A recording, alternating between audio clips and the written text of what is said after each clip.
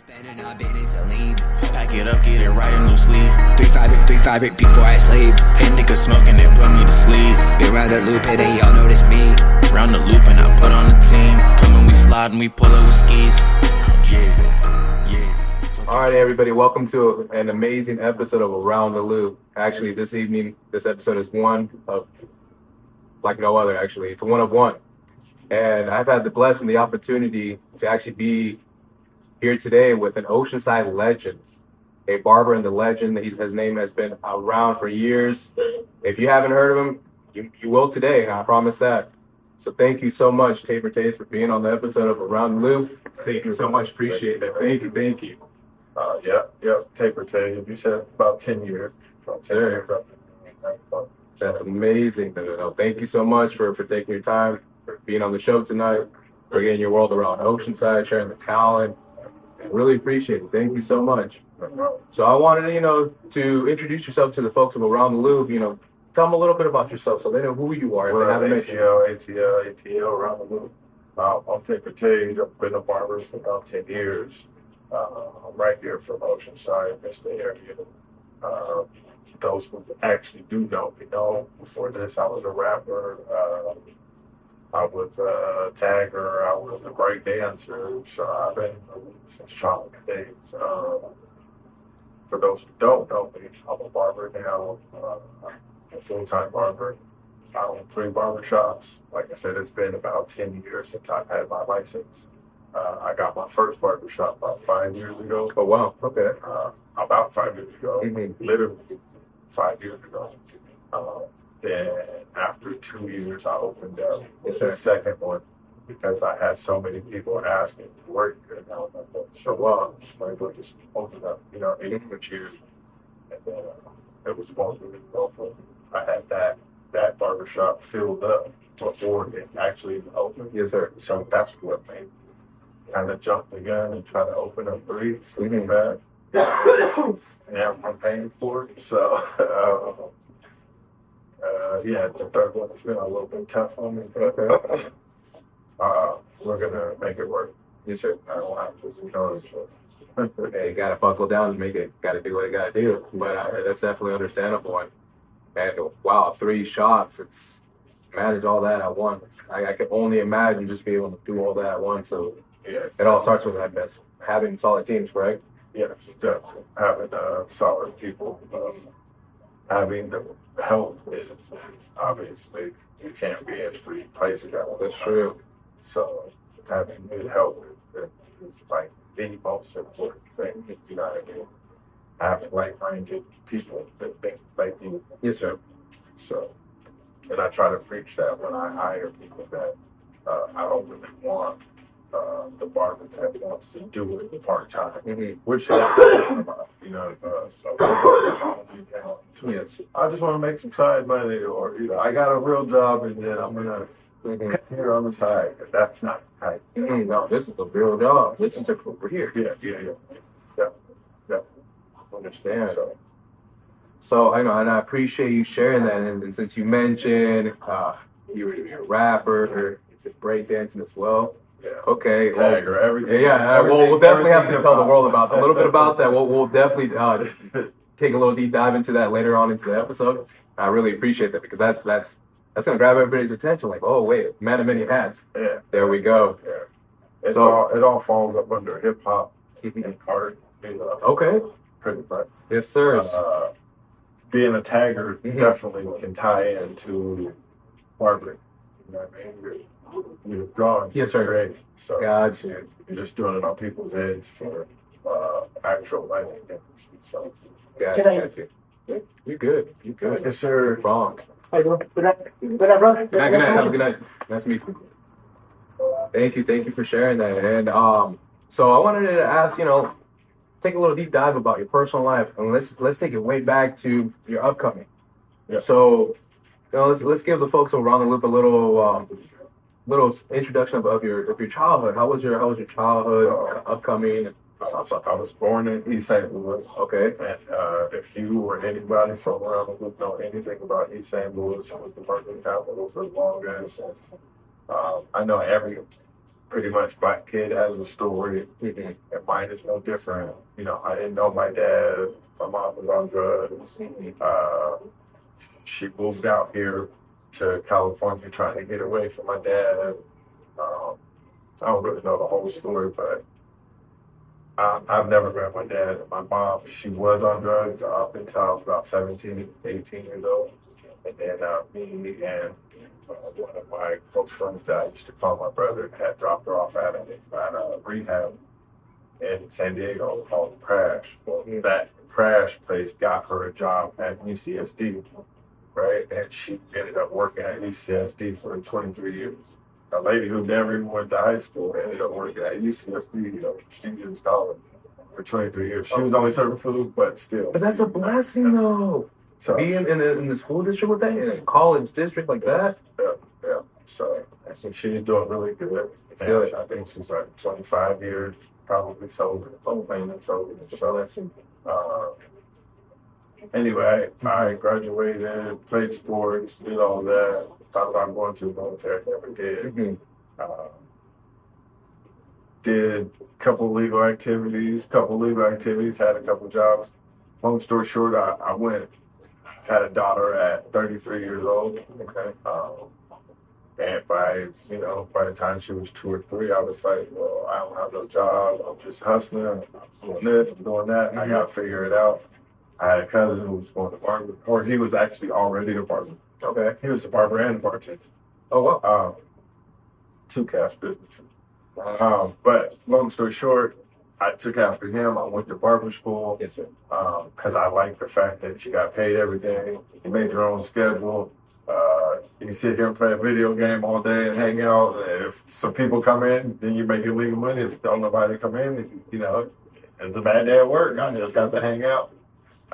And from hustling for so long, I knew I wasn't going to go punch nobody's spot. I knew I couldn't have nobody tell me, take lunch at this. I've been to jail 3-4 times. Nobody's going to tell me when to wake up or go to bed or lunch and breakfast at 4. So I'm not going through that yet. So I became a barber. And I got my barber license at 35 years old. Okay. I emphasize those points because if anybody's watching and think, oh, I'm 30 years old, I don't know what I'm going to do with myself. It's never too late. It's never too late. No, and that's true. And even for the folks that are 30, 40, 50, 60. If you wake up, you got time. That's true. If you wake my daughter, she's really spoiled. And I always let her know that, when she gets super ungrateful, I'll take her to Rady's Children's Hospital. You know what I mean? So then, that's like the biggest aisle. I'm crying over this, but this person can't even get out of bed. You know what I mean? So it's like a real... Wow, and I've never actually... That is one of the most amazing parenting skills I've ever heard, honestly, because I've heard of different ways to do it, but I've never heard this. That touches kids are nothing like that. You just got to show them, you do got it really good. Yeah. But you just choose to look at Paris Hilton and Kim Kardashian, you know what I mean? So then you think you got it bad. But you really don't got it that bad. So anyway, I know I got off topic. No, you're good. And that's pretty much it. Even the name Taper Tage. I actually wanted to roll into that. So where did you get it? It comes from, I used to be a rapper. Okay. My name was Contagious when I rapped. I see. Then... How'd you come up with that name? Well, no, there was when I very first started rapping, like my very first time I actually rapped on the mic, I didn't have a name. I was kind of sick. So one of my boys, he's actually not my boy no more, but one of my boys was like, Contagious. And that's pretty much kind of how. And then DJ Quick and somebody else had this song come out. He's so contagious, he turns my pages. And I just thought it was the gayest stuff ever. So I was like, I'm going to change Contagious to just Tage. Tage. And that, the same dude who called me Contagious, he said, Young Tage. And then that's stuck with that name too. And he named me actually 2 times. And then when I started cutting hair, I took the young off. I'm not young no more. And I put the taper on there. Taper Tage. That's how it came up. Wow, that's unique. So did you have a different name under the artist name when you were doing graffiti? Yes. My name was Meth. Okay. And the reason why I was Meth was because Method Man at the time, Yes, sir. long time Yes, ago, sir. was my favorite rapper. Okay. So I took my name after him, M-A-T-H. So I used to walk up and all down these highways and just spray paint shit. I think out of all the stuff I did, that was probably some of the dumbest shit. It was some of the funnest stuff I did, but it was dumb. Like you're writing on people's property with spray paint for no fucking apparent reason other than saying, "Oh, look, there's my name." That was like the biggest culture. Okay, I see. At least every other thing I did, sell weed and all this and other, I was making some money, but painting on walls. So do you still have your black books with you to this day, or are they tucked away? Did you have any black books for when you did your graffiti? Because I was told, like, I just started learning this for some graffiti artists. They have black books where they do all their drawings and stuff on there. No, I was actually a street graffiti artist. Like I didn't write. Okay. We got backpacks, went and stole Crayola cans, which is why they started having to lock them up now because people like us way back in the day, and then we would just go out and write all over stuff. That was it. But I didn't have a drawing book. I wasn't the best artist either. I could do letters really well. I still can a little bit. That's awesome. Yeah, that's pretty much where my name came from. How long did you end up doing that for? Well, how long did the being a graffiti artist run for? Hanging out with Sager, Raven. I want to say at least 5 to 7 years because it all tied into, we were dancers at first. We used to break dance and ravers and stuff like that. Gotcha. And that kind of intertwined with, well, let's be taggers. We're going to start a tag groups. I think we were EK, Evil Kids. And we were just, I would go around tagging Meth EK, over a bunch of shit.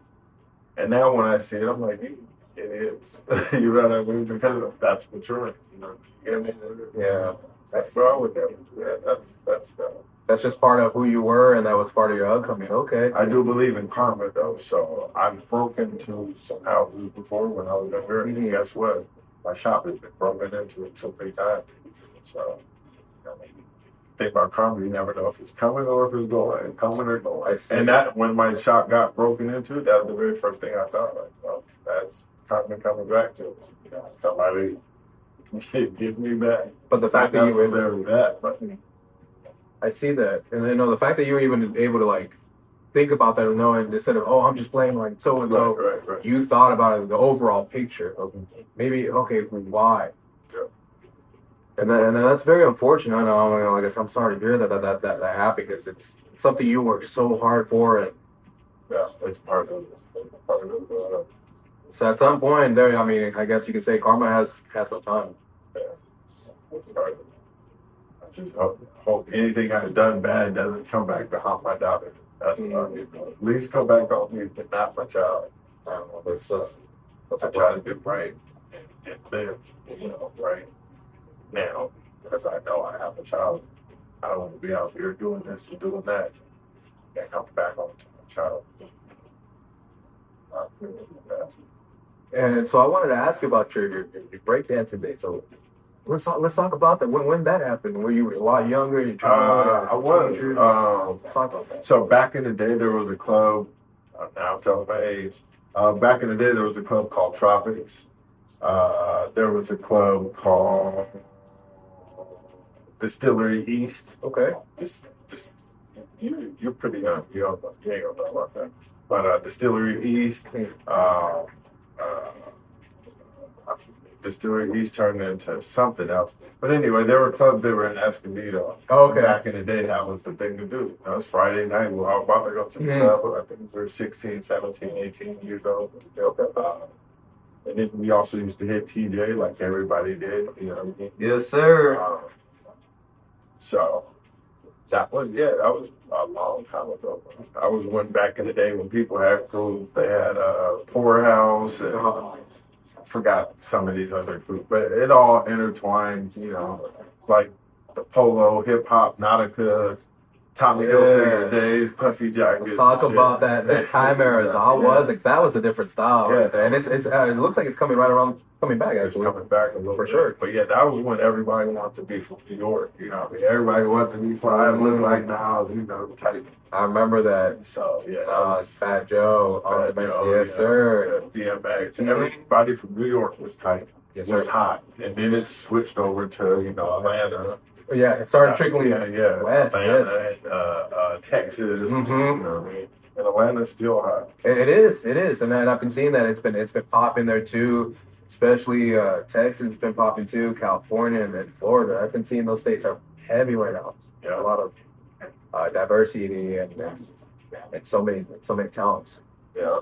That's amazing. So I wanted to ask, like, has there been anybody that you did a haircut many years ago that has came back to visit you to see how you're doing? Have you had people come and because I can imagine that relationship you build with your clients and stuff like that. All the time. So I got a few clients that have went off to college, and so when they come back for whatever Christmas, for Thanksgiving, they always come back and either see me or need a lineup, or I've had a few just come back and just chop it up. They got dreads now. They don't even need a haircut. They just came to see how I'm doing. And they're always surprised. Like, man, I heard you got 3 shops now. I'm like, yeah, man, I do, man. It's stressing me the hell out. So I might downsize. But I don't want to downsize yet. I feel like you can't give up on something until you give it your all. True. You know what I mean? That's 100% true. I haven't given Murrieta my all. Yeah, that's why I said in January I'm going to go there and at least work a little bit. Like I said, I chose Murrieta because I was thinking, I want to branch out. So I had put on my Facebook and my Instagram a poll, like, if I open up a shop, would anybody mess with me? Here or there, Orange County or anywhere. All right. And I had a homie who I consider him kind of close homie. But he was like, yeah, I'm managing the shop. You come to the IE. So then I go to the IE. He started working with me on day one. Probably I was working about 3 months. But, oh, wow. So it's kind of where I'm at. Like trying to get that shop up to par. Other shops. But I don't live out there. So that's what I wanted to ask about too, especially since it's not something you're there every single day, or to manage like that. And then so how do you go about picking your I guess, do you have a lead barber here in other shops that is in charge overall, or is it just everybody's independent? How do you run your shop? Everybody is actually independent. Okay. Everybody can come and go, like I told you before. Everybody can come and go as please. You want to cut somebody's hair 2 or 3 in the morning, do so. Okay. The only problem is, don't come in at 2, 3 in the morning and turn the AC on or turn the heat on, and then oops, I forgot to turn it off. And now that it's been running all night or all morning. Yeah. Don't come in and blow out the whole shop and don't burn no incense, or what I mean. I always tell everybody, treat the shop like it's yours. So to answer your question, I don't have a specific manager boss person. Okay. But if state board comes in, state board is the people who come around and make sure you're. Yes, sir. The very first question they ask when they come in is, may I speak to the manager, or may I speak to who's in charge? Who's in charge? Yes. If nobody answers, that's $1,000 fine. There has to be someone in charge. So you have them trained to. So I have anybody. I tell, if the lady comes in, anybody say you're in charge. Okay. You know what I mean? You got your license, stay in True. I'm gonna pay any of the fines that's common fine. But somebody says that you're in charge. But the reason why I don't have nobody specifically in charge is because 90% of people become barbers because you don't want a boss. You don't want to be, and you're not over me. True. Most people in this industry's mentality. You're not my boss. You don't own me. You know what I mean? So I let everybody police themselves. And what I do is I tell everyone, we're not gang members. So if you see somebody do something, I need you to tell me, and don't think it's snitching. No, it's not. We're not outside doing a drive-by. That's snitching. That's different. Mm-hmm. This is an establishment, a customer service based business. This person is doing coke on their desk, and somebody walks in and sees them, and you don't tell me, you're as guilty. Exactly. You're Yes, as guilty. I agree. Like, why wouldn't you tell me? Oh, I didn't want to snitch. Well, bro, we're not. Now we're here all together, 3 of us, you, me, and the other If individual. you have the snitch mentality, then you need to go Somewhere talk else. to a gang and say, hey, can you guys jump me in because I think I'm a gang member. I'm ready. You know. So That's honestly great advice right there. It really is. I let everybody police themselves. Just be respectful. You know, be courteous. You know, don't, like I said, don't come in leaving stuff on. Mm. I used to have an issue with a guy who would come in real late. Oh, I forgot to lock the back door. Well, you're forgetting to lock the back door. If somebody comes and tells that door and comes in, You just gave him a free entrance. and steals everybody's stuff, now am I supposed to pay everybody back? You know, no, that's on you. That's your mistake. You gotta own up to that. You gotta take accountability. That's the key word. I let everybody know. You're accountable. Yes, sir. If you need someone to tell you what time to come in and what time to take break, you gotta go to Supercuts because that's exactly what they do. Hey, you're gonna work on Monday, Wednesday, Thursday. You're gonna take a vacation day. You know, they're gonna tell you that. It's more corporate. Yeah, it's corporate. And I've had 2 people actually come talk to me, tell me they like the shop. I interview them, and they're like, "Okay, so what's my schedule?" And I'm like, "There ain't no schedule. Like the schedule is when you want to come to work, you come into work." And they went the other way. They didn't. They know how to process it, or that? One girl was like, I need more structure. Like, I need someone to tell me, hey, you got to come to work at this time. Because it is. And I was trying to tell her, you got to go on base or Supercuts. Yeah, and you're going to cut way more hair. They're going to take 50% of your money. Yeah, they do. You know what I mean? It's quantity over quality. Yeah, they're gonna take a lot of your money, but you're gonna cut a lot of hair. You don't have to promote yourself. Matter of fact, on base, it's just opposite. They don't want you to pass out. You can't give someone they don't want you to steal their client. So, and that's another thing that's cool about this shop. Not to keep bragging about my shop. Yes, sir. You can pass out. I encourage you to pass out your clothing or make your own. You know, everybody in here has a secondary income in here. One lady, she sells those products up there. He sells shirts. He sells his own shirts. Wow. The DJ guy, he DJs, and he has the little bodega right here. So, and that's phenomenal that you being a leader like that and a boss like that, and just in general, that you accept that you allow that, because not people don't allow that. I've heard a lot of businesses say, okay, I work for so and so, you know, I'm trying to do a little more, and they don't support that. But the fact that you're doing that, there's a barbershop in Murrieta, a well-known barbershop. The owner doesn't let you cut hair on Sundays and Mondays. You will get in trouble if you come to this building on Sundays and Mondays. But yet, they're independent owners. And I'm like, that don't make sense to me. Like, you're independent. You should be able to come and go. You should be able to, please. You know what I mean? Yes. Bro, I got 2 people that want to pay me $500 right now for a haircut. I can't go cut it.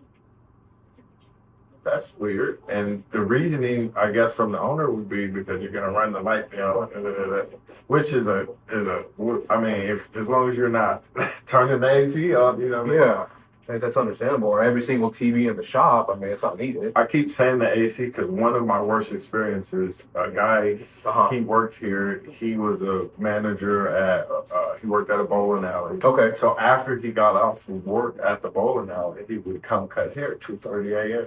Oh, wow. One day I come to work, it's freezing. Like there's no need for that. It's freezing. You can see your breath. That's how cold it is. Cold in here. I go look at the AC. The shit's on like 50 or something, bro. I didn't even know it got that low. And I'm like, wait, whoa, what? It's 2:30 a.m. Why would any fucking AC be on. Like that's disrespect. Like It is. you came in and said, fuck the owner. It dropped it that low. And to drop the AC, fuck the owner, I pay booth rent. Like that's a whole 20, 30 degrees from what it was already said. That's a big difference in light bill. that single day probably cost me $20-$30 alone just in shit. Maybe you had the damn whole place just running with absolutely nobody in here. Piss me the hell out. I can imagine. And so I wanted to ask too, like, has there been any barbershop drama? Have you had any issues with your other shops where you actually had to go in there, step in, and be like, hey, go home, that's it? Or something to that caliber? I've had to fire a girl. She had what is the new addiction? Pill addiction. Okay. Xanax, The blue, something like that. Percocet, whatever. Any Something of like that. that. I'm old. I just smoke weed. So Yes, sir. she hadn't been working here 2 weeks, brother. And some guy walks in, he walks over to her station, reaches in his pocket and hands her something while everyone's in the shop. Yeah, man. Oh, the audacity. She grabs it, puts it in her pocket, hands the guy some money. Dude walks out. It's Friday. Like, there's no other. Everyone, like, you guys didn't try that. So it made me think, like, damn, maybe he's handing her Advil or Tylenol. True. But the girl you could see it. She was spaced out. And that I didn't even fire her that day. But the final draw was I wasn't even here. The final draw was one of my clients. She was cutting his hair, and the client told her to stop. Like, I don't need you to cut my hair anymore. I just want to get up because you're doing something weird. I don't like it. And all the other barbers told me that she swung on me. So when I called her and I asked her, well, what happened? You tell me what happened. Yes, sir. And she said, I didn't swing on him. He just was acting like he couldn't hear me, so I tried to grab his earbud out of his ear. And I'm picturing that in my head. Just you guys have animosity and you reach up to grab something out of his ear, it's gonna look like you. Even on camera too, like yeah, this. So I just told her it's not gonna go. But I haven't in 5 years I haven't had to fire over 5 people. I can count on, you know what I mean? Mm-hmm. More people quit and get fired. And I'm a real, like I said, individual. I don't get upset too much. You know what I mean? Like, even when the guy did that at 2:30 in the morning, it's like, damn, I'm upset, but what can I do? I'm not gonna fight you, and you're not gonna say, "Oops, my bad. Here's a couple extra dollars because of my mistake." You know what I mean? You're not gonna take accountability like that. So that's one of the hardest things about being a boss is you gotta know when to take it there and when not to take it. You know? Mm-hmm. So I got to stay even keel. There's a week. I go outside, smoke this a week, on my nerve, curse this motherfucker out in my head, and then come back in. And, and I wanted to ask you, since you mentioned, the good old weed, what is there a specific strain? Is there a type that you like? Or because, everybody has their different types. Everybody moves and grooves a different way. I'm 45 years old. Even when I buy weed, the people I don't go to dispensary. The people I buy weed from, they just know, if it's good ass weed, I want it. If it's not good weed, I don't want it. Okay. So I'm one of the people. I don't care about the name. I don't care about the jelly, bluefish, dolphin. These unique names are insane. I don't care about none of that. And so, but to answer your question, sativa or indica, yes. I'm more indica. Like, okay. I think a lot of people smoke the sativa and they say, oh, well, I could still work or I could still function.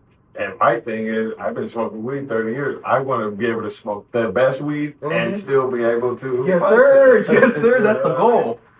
That is that's the primary my goal. My tolerance is really, really, really high. Mm-hmm.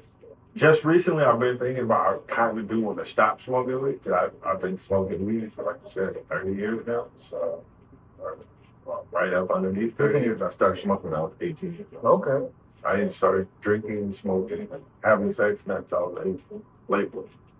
But shit, I ain't stopped since I started. I might need to take a break. Only breaks at the times I've been in jail. Other than that, I've been smoking.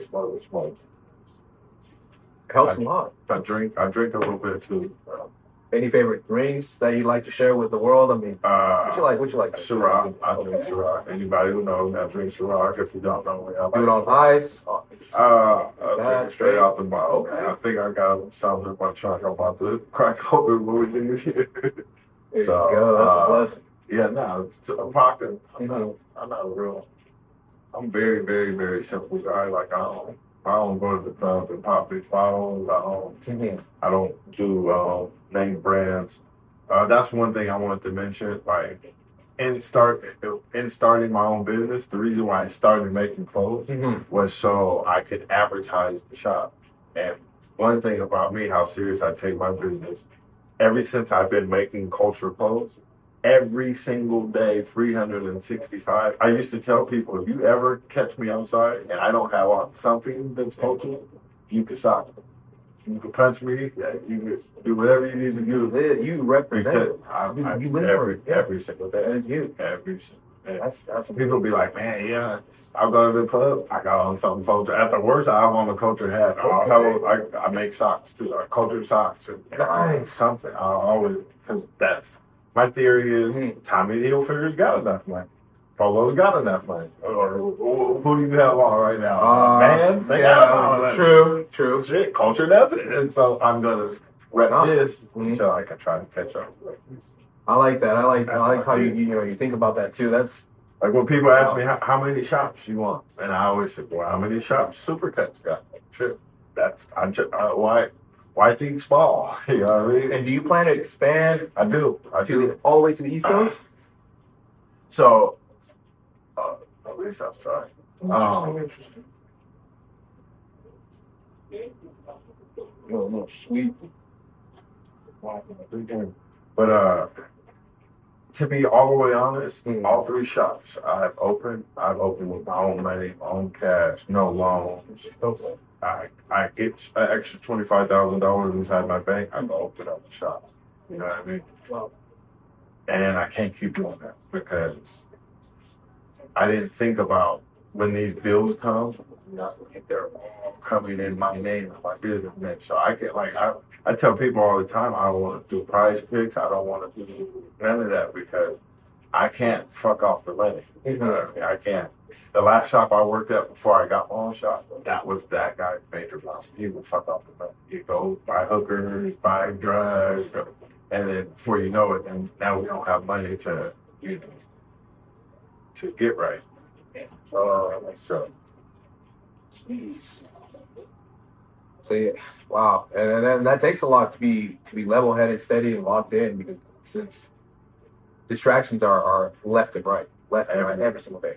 Especially when I'm a single man, so and I ain't gonna sit here and lie like I'm just tunnel vision and I don't see nothing. But I know what I can and I can't do. Like I can't be up there where you live. I can't be by the casino. Like I like to play 21, and I might go up there with $100 or something. But I know myself. I don't want to go up there and get high and get drunk, and then before you know it, you can't pay the bills. Or, they're coming to pass due bills. Like no. So I always say it's more important to manage money than to make money. You know what I mean? And I honestly really appreciate that word of advice there. Those kind of words of advice are there. Yes, sir. Yes, sir. Guys, how's it going? Hey, we're looking for a missing woman. She has Alzheimer's. She's only been gone for like a few hours. If you guys see her walking around, she's probably wearing a red sweater. So I don't know if it's this red jacket. I wouldn't call that a sweater. Is she like in a home or something? No, she just lives around the street and with her family, and then she just walked out. So. I got you. Yeah. If we see anything, we'll definitely give you guys a call. Cool. Appreciate you guys. Thank you so much. Yeah. Later, guys. Merry Christmas. Merry Christmas. Wow. Okay. So, I wanted to ask, like, you talked about your journey as in barber school. For the folks that do want to become a barber and want to pursue that, I mean, what is your advice for schools? Because there's so many, and I mean, at one point, I even tried to attempt to go to school too, and it was just like it was hard at the moment. There's just so many. It's like, oh, if you pay up in cash, like you get a discount, and it's kind of sound a little shady. So the school that I went to was around forever. It's called Marinella. Okay. Again, this is 10 years ago. But right after we graduated, they shut the whole school down. It was like 60-something schools because something about fraud, something. This is a big corporation of schools, right? So 10 years later, you got all these mom and pop schools that open up. A guy that I work with, he opened up his own school in the same parking lot that our old barbershop was. So if you ask me, a good school to go to was his because I know him, so on and so forth. I know he's a good dude. He's been a barber. His school's accredited. But what I would really say is wherever, or the advice I would give is check the school that's closest to you and then check the review of the school. That's what I would say about trying to find a barbershop or anything. Always check the reviews. I emphasize my barbers, or the barbers that work here, if the guy that you cut his hair and he loves his haircut, oh my God, this is the best haircut I got. Try to get that guy to leave a review because he could tell you right now, oh, this is a great haircut, and then it's gone after 5 minutes. But if he goes and writes that That's down, forever. 4 years later, when somebody goes to look up Billy Cuts, guess what? Billy Cuts was the greatest, and that moment is captured forever. That's true. And oh wow, that's honestly amazing tip of advice right there. Honestly, and that shows for you folks out there. You meet your barbers. Anybody out there, make sure you leave a review as well. For businesses up there that are good or bad. True, good or bad. And I've done it before. I always say, I tell my barbers too, if somebody comes in here and you fuck their hair up, and then you still want the money, or you try to cut somebody's hair and your hands smell like weed and doo doo, you know what I mean, or it's dirty, or guess what? Guess what? The very first thing they're gonna go do is write a review. A bad one. A bad review. They're gonna go give you 1 star. That's the very first thing a Karen is gonna do. And those 1 stars hurt so bad for business online, and people don't realize those are forever. Yeah, you can't just go on there and delete their. No, that's there. Forever there. Yep. So I have a guy in Murrieta. He doesn't like to ask for reviews. He just got a review, and the dude wrote a big ass long manifesto. Great, super great. Shop smelled great. Greeted me, offered me beer, and then the dude that wrote in the group chat, he said, "Damn, I didn't know dude was gonna write all that." He didn't know dude was gonna write a review at all. But the dude was a habitual reviewer. So he's had like 50 reviews. So I said his review's really gonna go somewhere because people know that that's what this guy does. He reviews places. And the point is, like, that review might get you 4 or 5 clients. You know what I mean? That's true. Especially with our industry, hair, and this being a military base. If somebody's in North Carolina and they're moving to Murrieta, California, which they have no fucking clue who the fuck is there any fucking black people in Murrieta? Like, guess what they're gonna do? They're gonna go to Google. They're gonna go to Yelp. They're gonna try to find. And they're gonna search up work: Murrieta barber, Murrieta black barber, Murrieta Mexican barber, Murrieta taper barber, Murrieta comb over barber, and guess who will pop up if you're on your job? If you're not on your job, another barbershop, another barber that gets it will pop up, and that will be their money. Easy. I see. Okay.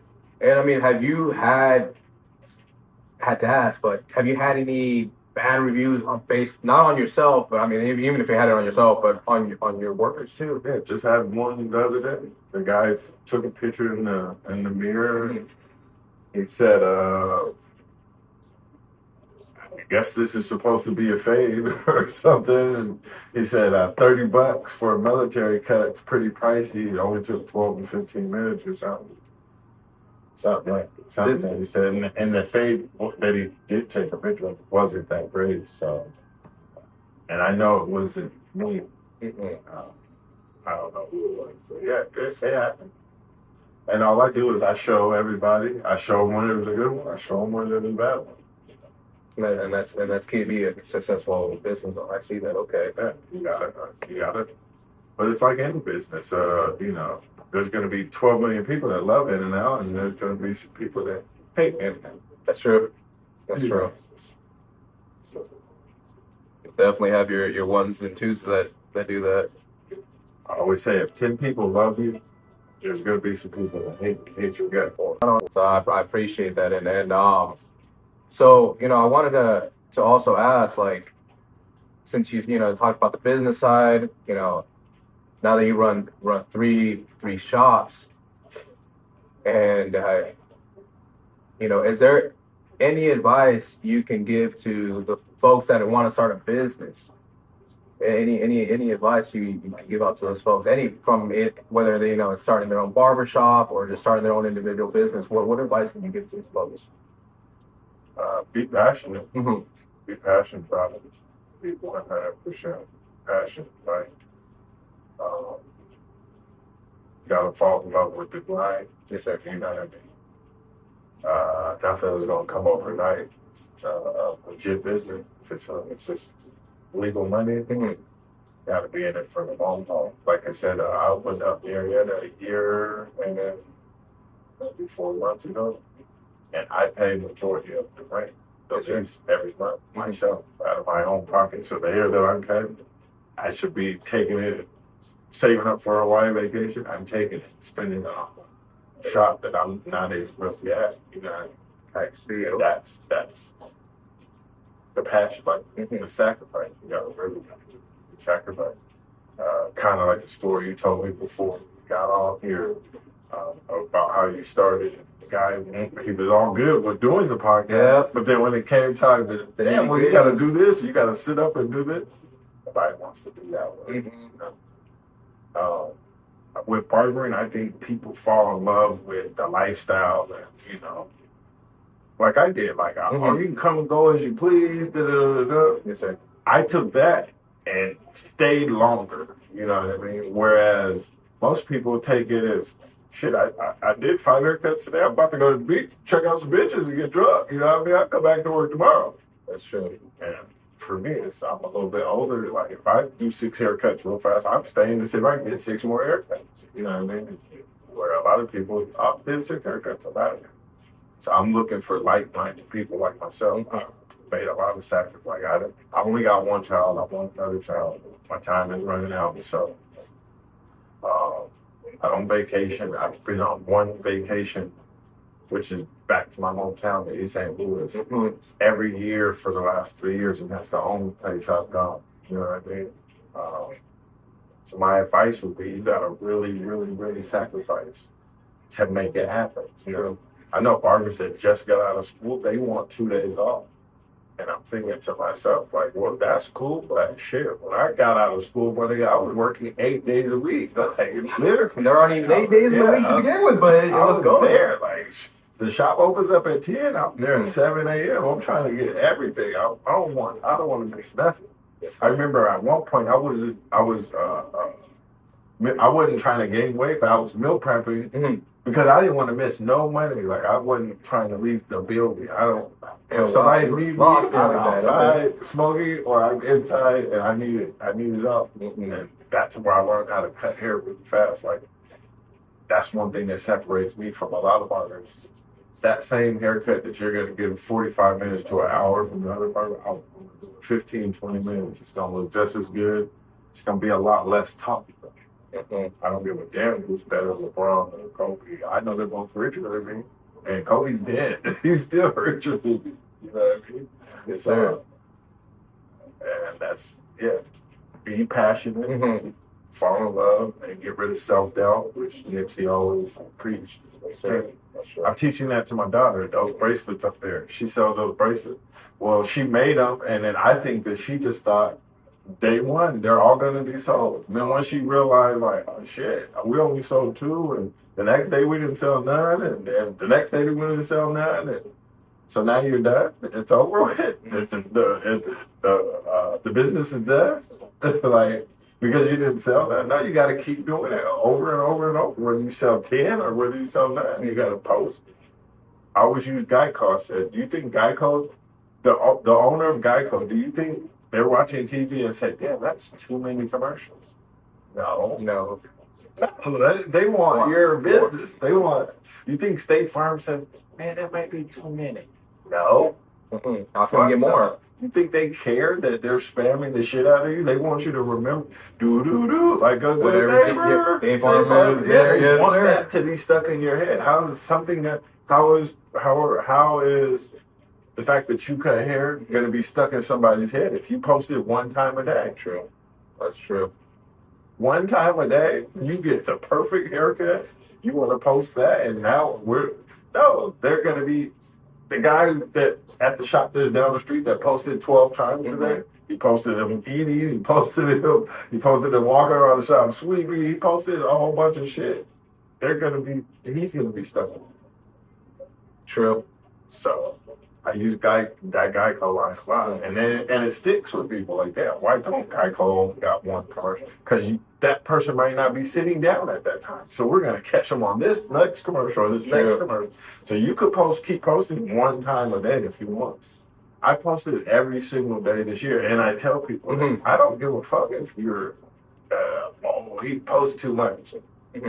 I don't know how long you've been following me, but one of my favorite hashtags is block me. And then I put this. Like, I'm telling you, if you think that I posted too much, block me. It's true. I've had people quit because I don't like that you posted. Block me. Not you quitting after me telling you to block me. Yeah. That is so crazy. I know I post a lot. I know I talk about the shit. But also I know I'm the only one around here with 3 shops. Solely by myself, not a group, not a clique, and it's worked. You know, every person that I got in here has came either from another barber telling them to come work over here, or Instagram. So if I don't post on Instagram, I only post one time a day. True. Is anybody going to see me? Is anybody going to talk about me? So I wanted to ask, how did you overcome that? Did you ever get nervous with your first post you ever made? Like, how did you just continue to pass that where you just fuck it, I'm gonna lock it, I'm gonna continue doing posts no matter what? How did you do Remember that? I told you I used to do music, right?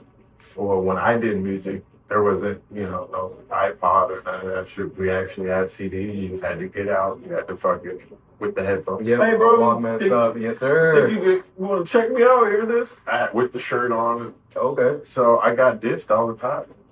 Bro, I don't want to hear that bullshit. I had a guy take my CD and frisbee that bitch. Free CD. Oh, damn.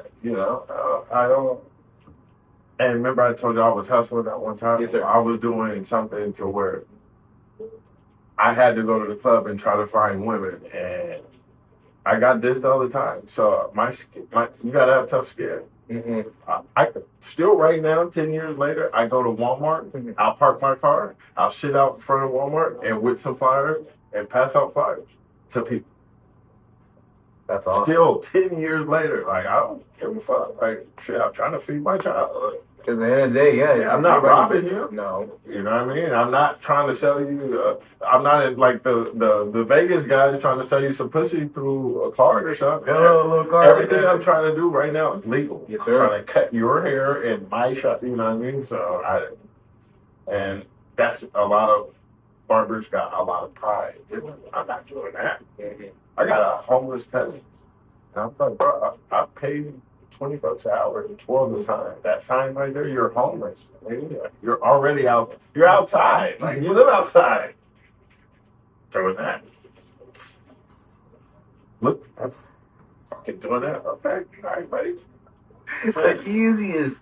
Easy. When you need to borrow somebody, guess what? Then you're gonna call me. I'm gonna say, hey, I got a sign. You need to borrow $40. I need 2 hours of your time. Go stand right there and do this and make the $40.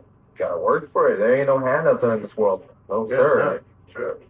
I think that's what a lot of people didn't want to take the risk. Mhm. I take, I get 25,000. They go to the Versace store and get Balenciagas. Yeah.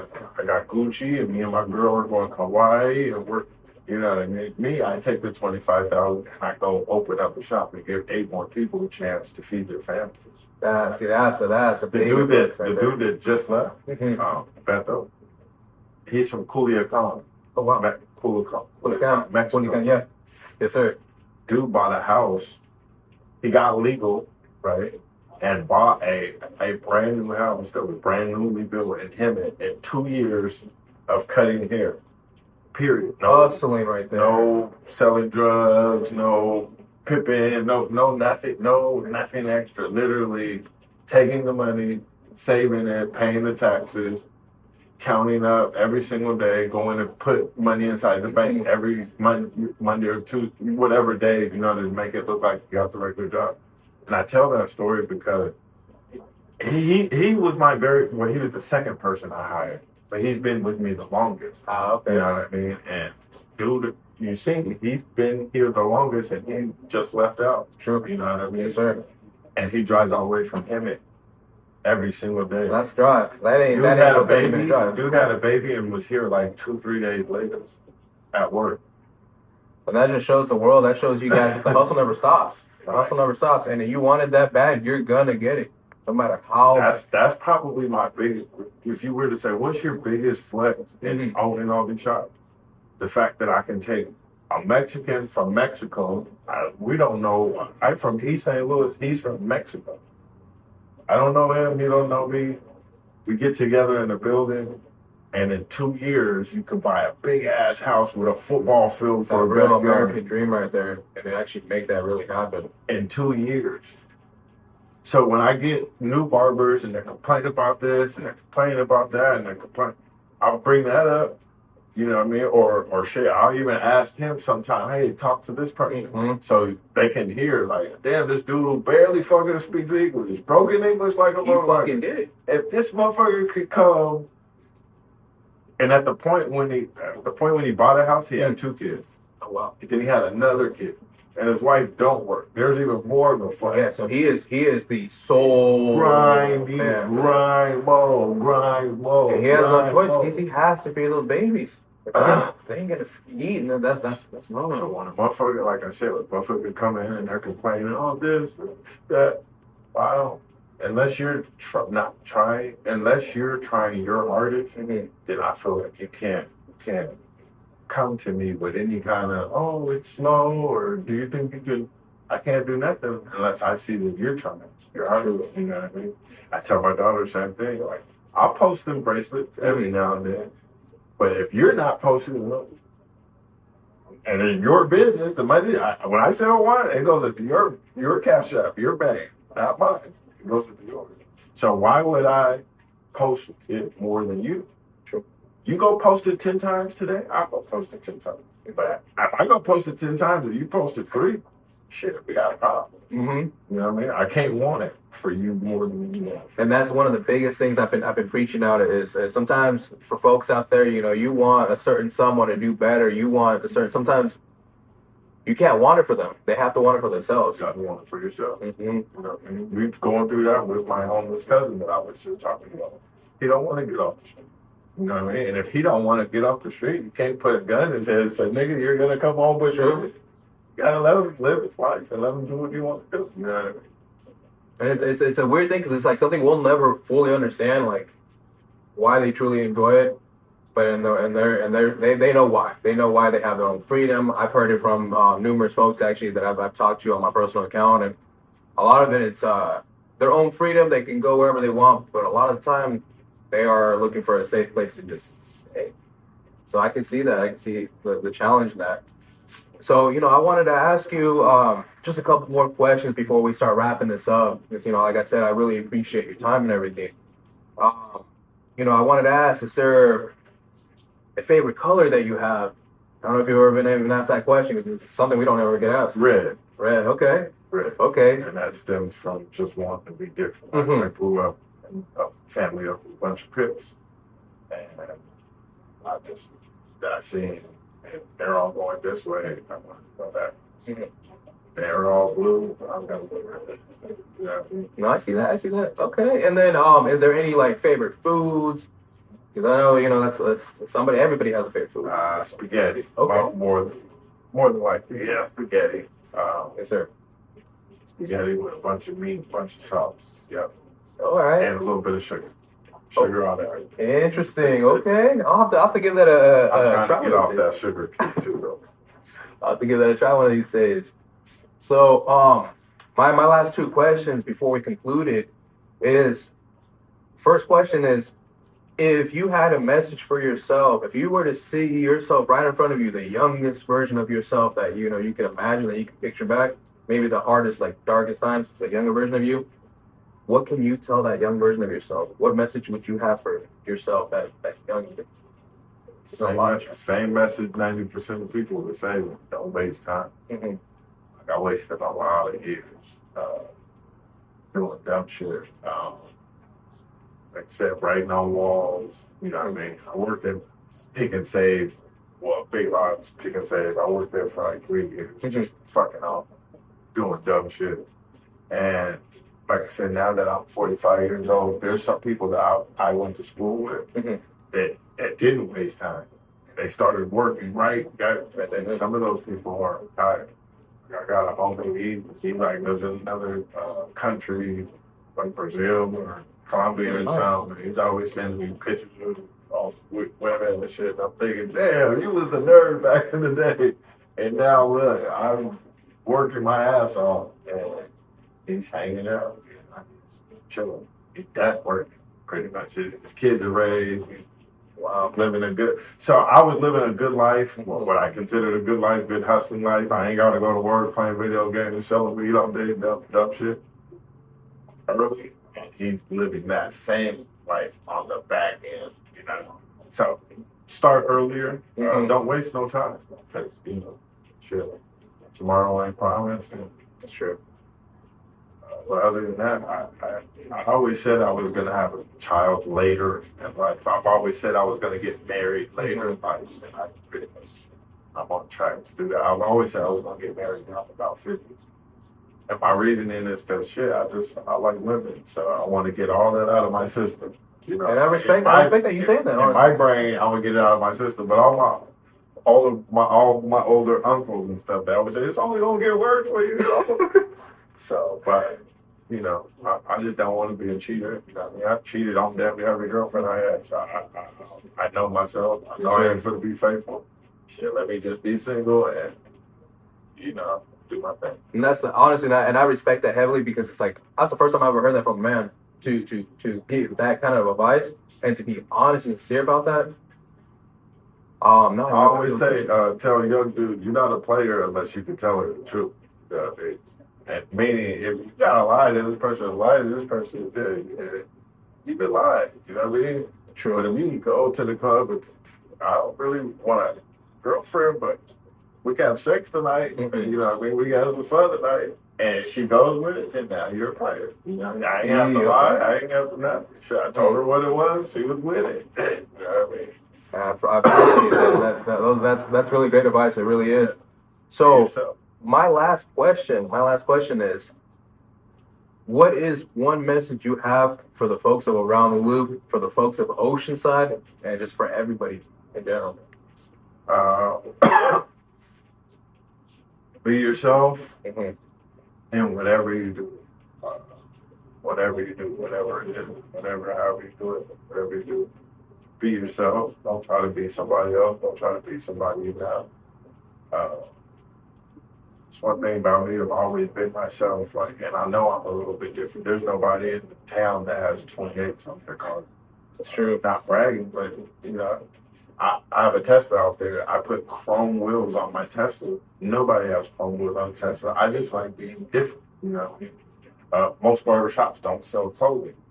This is the first time I've ever been to a business like this that has... Most barbershops don't have a DJ. No, you know what I mean? You truly are unique. I'm trying to be myself. And my daughter, sometimes, she cringe, dad, cringe. And I'm like, it ain't cringe, it's just different. You look at all these cars. Every car has same little wheels, regular little paint. You just go in it. It's an A to B car. Nobody stands out. Nobody really, And me, I just like to stand out. I don't want to. I'd rather stand out than fit in. If that makes sense. No, and it truly does, because it's a lot of the times we're growing up with this idea of you don't want to stand out. You don't want to be that sore thumb. And you're encouraging that it's okay to be.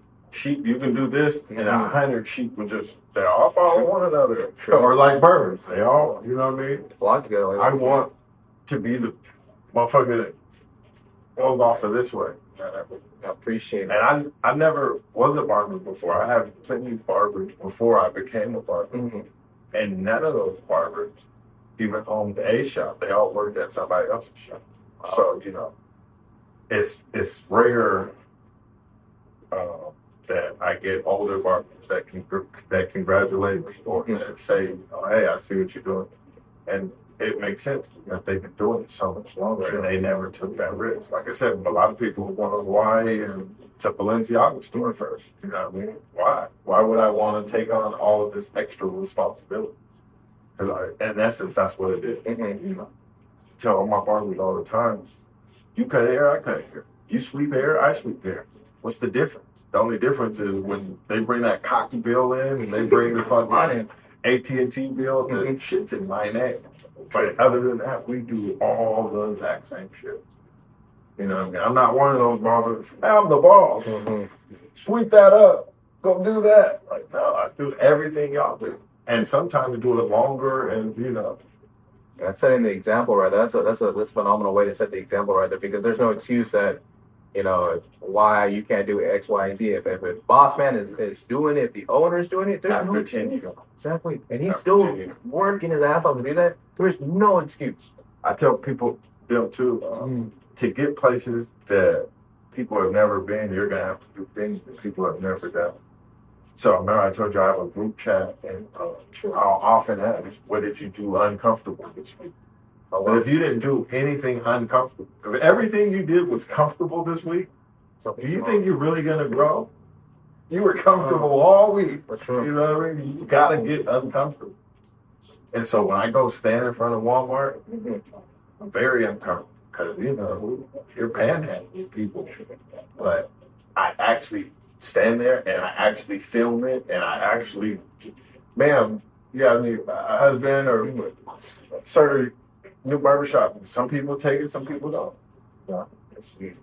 But I'm trying to show the guy that's been a barber for 6 months that the guy that's been a barber for 10 years is doing this. Why wouldn't you be out here at least with me? True. Don't come out here by yourself. It is embarrassing. But to come with me, and I even tell him, when a stripper strips, she's not just stripping completely sober. She has a drink or she takes something to ease the anxiety and stress. Yes. If we need to go to the liquor store and get a shot or two, so you feel a little looser, and hey, shit, now it's a little funner. That's true. But yeah, my advice: if you want to open up a business, you got to make it a passion. You got to. You're gonna work 10 times harder than a regular job. True. But it's gonna be 10 times more rewarding when it actually comes to fruition. That's also true. When I very first started, I had 0 money. I hired a white girl. She broke her leg 2 days before she was supposed to come. She ended up coming for like 2 weeks. When she did come, she had on one of those little stroller thing. She wheeling around. She had her son. She had her dog. It was hectic. And I got Beto, which was the guy who was still in school, and he brought his homeboy, brick by, what did they say, brick by brick? Brick by brick, brick by brick, brick by brick, and then now we're at 5 years. Wow. So that's phenomenal. And like I said, I mean, this is truly one shop for sure, for the world, for the audience around the loop. I've seen many barbershops being in the military too. Like I've seen many barbershops, West Coast to the East Coast to the Midwest, Seen it all, and honestly, this is one of one. This is one of one. This business supports other businesses, especially their own barbers that are trying to make it out there and be more than just a barber, like, you know, their dreams and stuff like that. He don't shut it down. He's out there supporting it. So that's a one of one. And for you guys to come out here, you know, make sure you come and check him out, especially here at the Culture Barber Lounge in Oceanside or Vista, even Murrieta if you're out there too in the IE. You know, make sure you come and show some support and love. Let them know that Around the Loop sent you guys here, you know, and support the small business. And while you're at it too, you get a haircut from any of these barbers out here, make sure you leave a review. Leave that honest review.